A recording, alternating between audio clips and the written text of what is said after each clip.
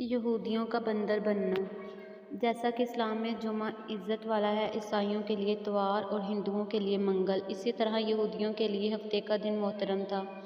بلکہ فرق اتنا ہے کہ اسلام میں صرف ان لوگوں پر جن پر جمعے کی نماز فرض ہے، جمعے کی پہلی اذان سے ختم نماز تک وہ دنیاوی کاروبار تک کرنا حرام ہے جو نماز میں دخل انداز ہوں۔ عورتیں، بچے، مسافر اور بیمار لوگ اس حکم سے علیحدہ ہیں کیونکہ ان پر جمعہ فرض نہیں۔ لیکن یہودیوں اور عیسائیوں کے ہاں ان سارے دنوں میں دنیاوی کاروبار حرام تھے، خاص کر شکار کرنا سخت جرم۔ موسیٰ علیہ السلام کے بعد یہ واقعہ پیش آیا کہ بنی اسرائیل کی ایک جماعت بحر کلزم کے کنارے شہر ایلا میں رہتی تھی، جو مدینہ منورہ اور شام کے درمیان ہے۔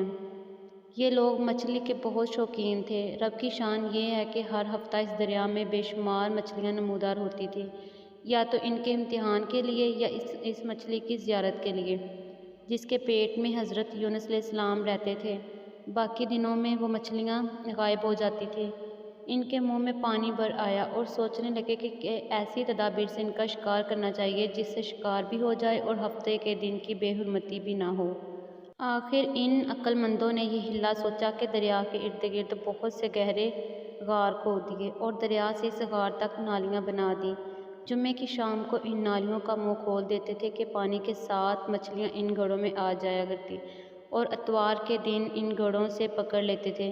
کہتے تھے کہ ہم نے ہفتے کو شکار نہیں کیا۔ انہوں نے وہ مچھلیاں خوب کھائی اور فروخت کی جس سے یہ بڑے مالدار ہو گئے۔ 40 یا 70 سال تک ان کا یہ عمل رہا۔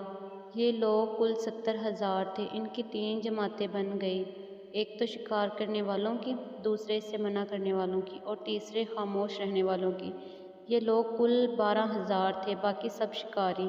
جب شکاریوں نے ان کی نصیحت نہ مانی تو انہوں نے اپنے اور ان کے درمیان ایک دیوار بنا کر شہر کے 2 حصے بنا دیے اور کہا کہ ہم ان کے ساتھ نہ رہیں گے کہ وہ ہم پر عذاب نہ آ جائے۔ یہاں تک کہ داؤد علیہ السلام کا زمانہ آ گیا۔ آپ نے ان کا شکار کرنے سے منع کیا اور فرمایا کہ اے بے وقوفو، قید کرنا ہی تو شکار ہے، جیسے کوئی ہرن کو جال میں پھانس لے۔ اس نے شکار کر لیا، کھائے یا نہ کھائے، اور کھائے تو آج ہی کھائے یا کبھی دوسرے وقت۔